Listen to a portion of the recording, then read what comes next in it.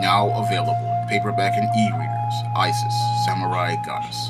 The goddess next door takes on kung fu killers in this action-packed martial arts Isis series adventure. Get Isis, Samurai Goddess in paperback and e-readers today. Last week, before my wrist injury, I made a series of videos talking about the underrepresentation of black women in comic books, science fiction, fantasy, and manga and animation. And in the first video, I gave a general overview to why black women are underrepresented in these mediums. And in the second video, I talked about the reasons why businesses don't want to invest in creating black heroines for these mediums. Now, in this third and final video, I'm going to talk about the reasons why black heroines aren't represented in these media formats and the pathologies that black women have learned that have led to them not really relating to these kinds of heroes. Now, when it comes down to most black women, ever since the 1960s, they have grown up being a part of the feminist movement. And as they have become a part of the feminist movement, they have learned a culture of what David Carroll has called black pathology and black victimology. And when someone learns the culture of black pathology and victimology, usually they learn that to make someone else responsible for the problems going on in their community. So usually in many cases, when someone believes in victimology, they always believe in the whole concept of an evil white man, or in the case of many black women, they believe in the concept of a no good man. And because they believe that this person is responsible for all of their problems, usually they don't want to take a minute to do any sort of self-examination or self-reflection. Now, I was watching a video by YouTuber The Fourth Age where he was talking about Kate Bishop's Hawkeye and why she wasn't a hero.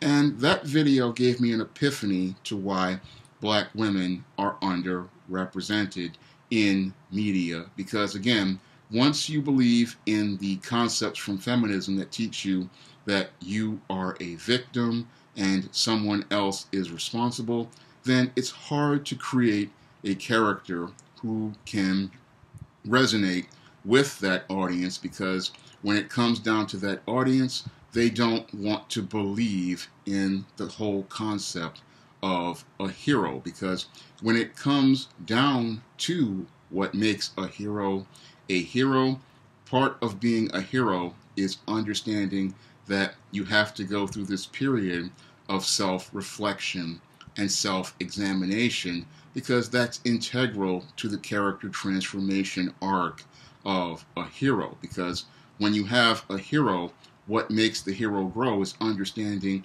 that it's not about them, it's about them using their power to go out here and help others. And an example of that is the classic Amazing Fantasy 15 with the first appearance of Spider-Man. Now, Spider-Man, he had gotten the powers from the radioactive spider, and at first he wanted to use that power for himself. And that's where Uncle Ben's words resonate with people about great power giving you and having great responsibility.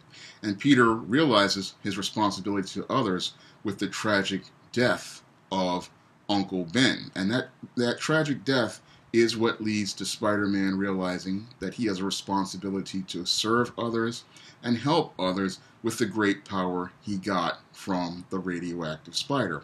Unfortunately, when it comes down to most black women, because they are emotional creatures, oftentimes they don't know how to self-reflect or self-examine and take in a lesson like that. And an example of this can be seen in Terry McMillan's two novels, Waiting to Exhale and Getting to Happy. Now, in both of those novels, we have these black characters, and they talk about how they want this good man, but when it comes down to their behavior, it's just completely unethical. We had Savannah, who was having an affair with a married man, Robin, who was having an affair with a married man, Bernadine, who was having mental health issues, and then we had Gloria, who was a single mother. And none of the characters in Waiting to Exhale understood that they needed to make changes to themselves and the choices that they made regarding men regarding their character if they hoped to get the good man. They were not good in themselves, and they wanted this good man, but they never took a minute to examine their behavior and why their relationships were failing. So there was never any sort of self-reflection or self-examination in that book.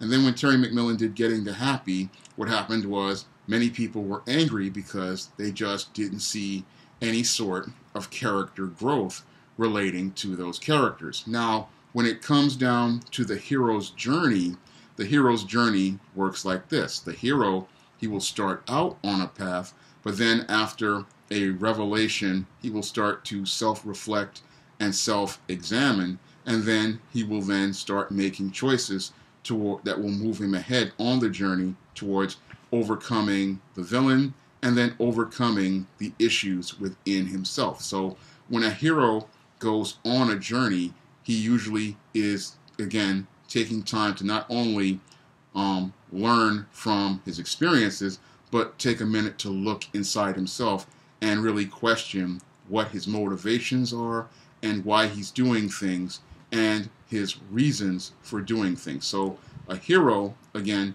is going to look within. And this is something most American black women have a hard time doing. They don't really take that minute to self-reflect or self-examine, and that's why it's often hard to write stories for them regarding the hero's journey, because their hero's journey oftentimes stops, like the Terry McMillan books, and it remains in a state of arrested development because they never come to that point of revelation in their lives. They never hit that point of revelation that there is something that they are doing that is preventing them from overcoming the issues in themselves and defeating the villain, because that's what Luke Skywalker had to do in Return of the Jedi. If you look at the Star Wars trilogy, you know, Luke goes on the journey. He starts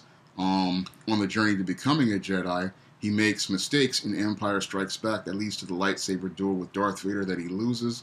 And then in Return of the Jedi, he realizes he has to do what's right to redeem his father. And he overcomes the Emperor's manipulations when he throws the lightsaber aside and realizes that if he goes to attack Darth Vader, what he's going to do is he's going to become just like his father. So in his when he throws the lightsaber down, what he's doing is saying he's going to become a Jedi like his father, and that's what turns Darth Vader away from the dark side. So that was a revelation that a lot of people, when it comes down to women, they would have a hard time doing because they can't really do that self-reflection and self-examination. So it's when it comes down to heroines, a lot of times it's hard to put that type of story to women because a lot of women oftentimes are emotional and they often look at men to get their needs met.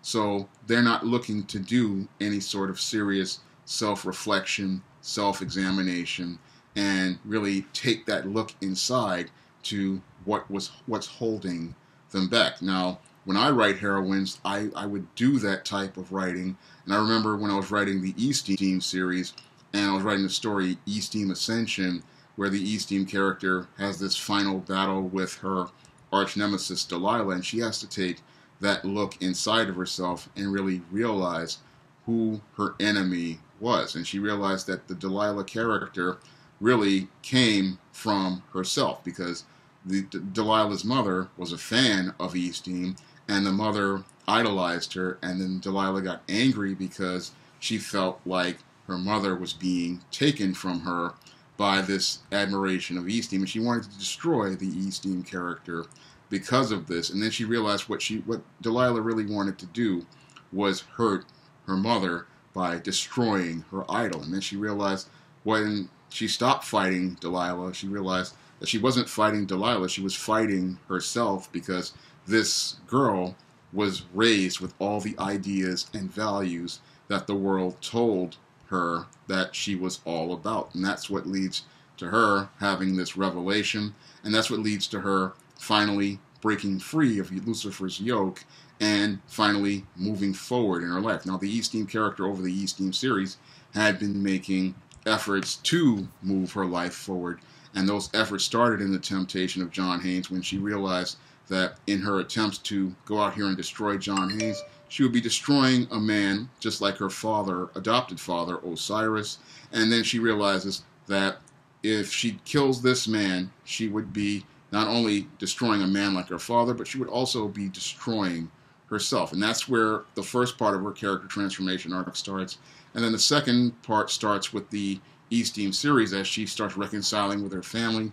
And then eventually with the Ascension story, she has the first major story arc where she goes through a character transformation process. And this is something that we usually don't see with heroines, again, especially black heroines, because when it comes down to black heroines, again, a lot of people, black women, it doesn't resonate with them because they believe in black pathology, they believe in black victimology, and they believe in blaming someone else. But when you blame someone else, what happens is you arrest your development. And as a writer, it's really hard to write that type of character, because when you have someone who just wants to blame someone else, that they never come to that moment where they realize that they are the ones doing this to themselves, and that they never think about taking responsibility for themselves. Because again, inside of the hero's journey, the hero has to reach a point where they have to take responsibility for themselves. They have to take responsibility for the situation, and that's how they overcome the challenge placed in front of them.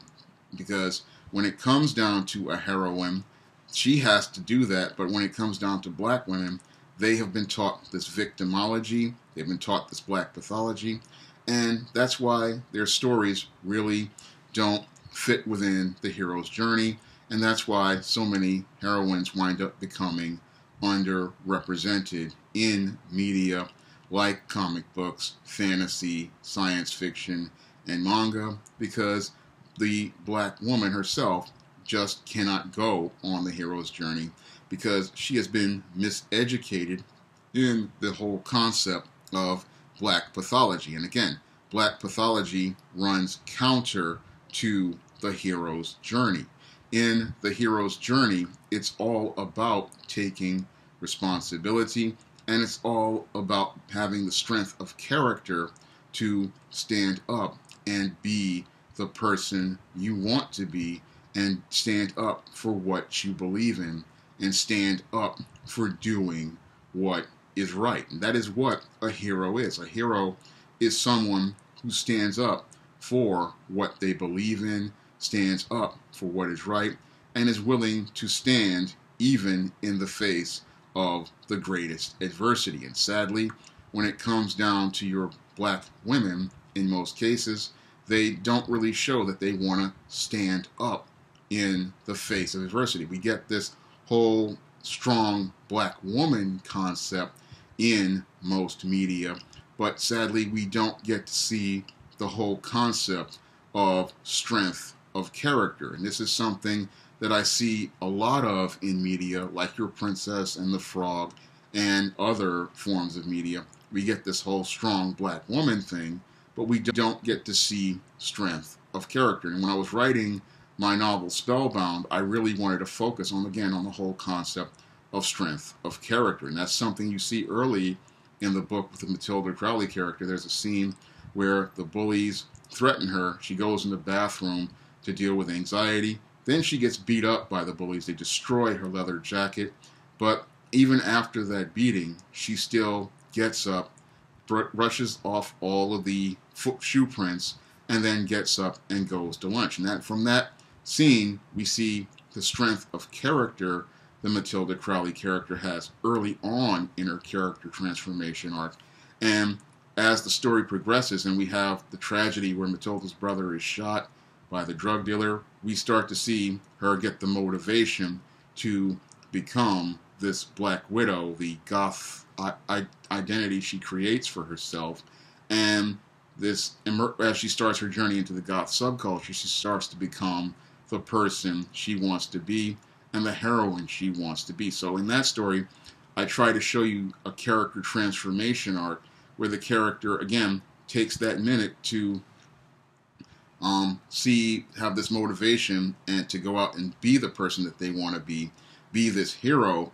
And they can only do that, again, through self-reflection and self-examination. But sadly, because many black women in America today are enabled by white feminists, white liberals, beta black males, and all of many males in society, many black women, they don't have the motivation to go out here and learn and grow, because what really impedes their growth and development is the fact that we have all of these enablers out here who keep making excuses for her and keeping her in a state of mental arrested development.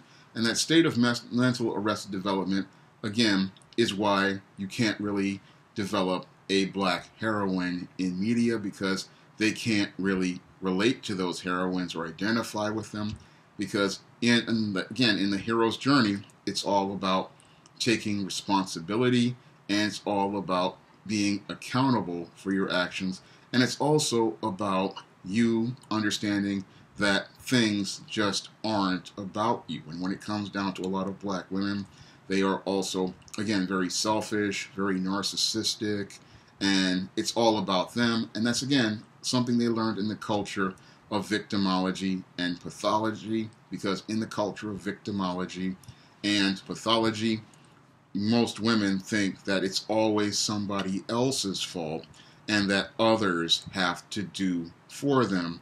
And they never think they have to go out here and do for themselves. Now, a lot of people like myself, we want to go out here and make stories featuring black heroines.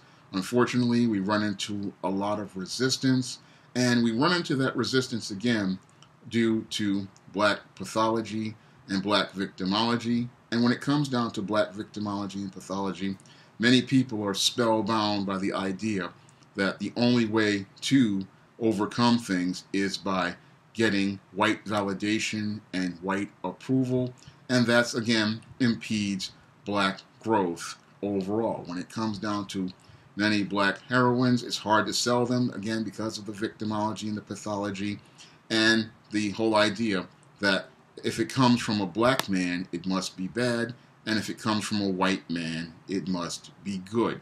And usually, again, these issues are why it's hard to sell products that feature black heroines, because, again, when it comes down to black women, they have a really poor self-image, a poor self-worth, and they are looking for somebody to push the narrative of victimology.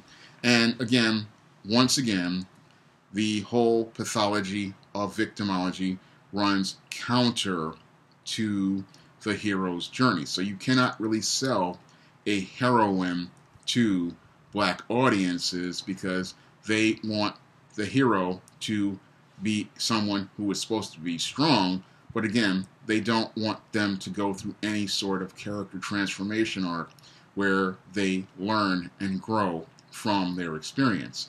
And you can see that in a lot of the literature, in a lot of black literature out there, black movies. You never see the heroine ever come to that point where she says to herself, I'm the one making these bad choices, I'm the one doing these things, I'm the one who needs to do something different, or I'm the one who needs to take responsibility. It's always in the hands of someone else, and if it's always in the hands of someone else, then how do you grow as an individual, and how do you learn how to overcome your own obstacles? So when I look at the underrepresentation of black women, these are some of the reasons why we have underrepresentation. And these issues are also compounded by the resistance from the black audience. And this is why many business owners and movie studios and publishing houses just don't want to invest in black heroines, because they know that they're going to lose money. For example, Disney's Princess and the Frog fell short at the box office. Proud Mary flopped at the box office. And when it comes down to these movie studios and publishing houses, they just don't want to invest that kind of money in this small audience because there's very little payoff at the end of the day. Because when you make a product that features a black heroine, one, you're going to deal with the hostility and resistance from the audience, who is going to want to argue with you about skin tones, hair textures, and then get angry about the image of the character. And then two, they're going to get angry about the pathology of the story, which relates to the character transformation arc and the hero's journey. So a lot of them are going to resist, one, the image of the character because it will never please anyone. And then two, you're going to have people who are going to be angry about the story because, again, the hero's journey is all about accountability. It's all about responsibility. It's all about taking ownership. It's all about taking power. And this is something that runs counter to what black people have been taught over the last 50 years in the black community as black women embraced white feminism, which taught them that they were victims, and they learned the culture of victimology, which teaches them that it's always somebody else's fault, and you have to go to that person in order to get help solving your problem. And when you learn the culture of victimology, what's going to happen is your life is going to stagnate, you're going to remain in a state of arrested development, and you're never going to grow past a certain point. And when it comes down to, again, storytellers, it's like leaving a story in the middle of a story where you have the character, they're at this point, but they never really accomplish anything. So when you look at the paradigm of victimology, it leads to a very unsatisfying story because the hero never grows past a certain point, they never change, they never come to this moment of epiphany where they say, I'm the one doing this, or the choice I'm making is leading up to this. And that's not a very satisfying story to read, a story to watch, or a story that you can learn from. So when I look at this underrepresentation of black women in comic books, science fiction, fantasy, and manga, I see it now from a panoramic perspective. I understand why a lot of companies don't want to go out here and invest lots of money into stories featuring black heroines because they look at the high risk and they don't see very little reward that they're going to get for the money they invest in. When they look at black audiences, they see the black heroine, again, at the bottom. They see her as number 4 in terms of audience, and they look at that and they say, why would I want to spend $40 to $200 million putting a black woman as a lead in the movie, or spend $150,000, $200,000 on an advance, or even $5,000 on an advance on a book featuring a black heroine that may possibly not earn out, and then have to deal with further issues when, if they were to even invest that money, because if you go out here and you put an image of a black woman on the cover, you will get people who will just argue it down, talking about this is too light skinned, this is too dark skinned, and this is in the black community. The hair is not kinky enough, it needs braids, it needs afros, it needs natural hair, and then you have people protesting against you, and you go, it's just not worth the investment. You're going to put this money in, and then you're going to have all these people who are so disagreeable that nobody is going to support the product. It's hard to build momentum for that product. It's hard to get enthusiasm for that product, and the product eventually looks like it will, like the Princess and the Frog, underperform, or like Proud Mary, die at the box office. So when these companies go out here and they look at the investment they're going to make, they say to themselves, it's just going to be a loss, and that's why we really have this underrepresentation of black women in comics, science fiction, fantasy, and especially manga, because when it comes down to manga, manga is created mostly by Japanese publishers,